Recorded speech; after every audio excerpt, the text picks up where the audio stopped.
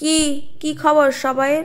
কেমন আছো তোমরা সবাই? ভালো তো? হ্যাঁ জানি, আজ অনেক দিন পর তোমাদের সাথে ভিডিও শেয়ার করছি। আর এই ভিডিও না শেয়ার করার একটাই কারণ, এক্সাম চলছিল আমার। আর এত দেরিতে ভিডিও শেয়ার করার জন্য প্রথমেই তোমাদের কাছ থেকে হাত জোর করে ক্ষমা চেয়ে নিচ্ছি। আচ্ছা এবার বলো তো, এখন যেই ফলটা দেখলে সেটা কি ফল? কমেন্টে জানিও।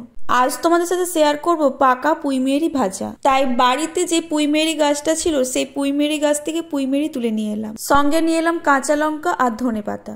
আর এই পাকা পুঁইমেরি ভাজার জন্য লাগবে পেঁয়াজ কুচি, ধনেপাতা, কাঁচা লঙ্কা, লঙ্কা গুঁড়ো, হলুদ গুঁড়ো, নুন, তেল আর সামান্য চিনি।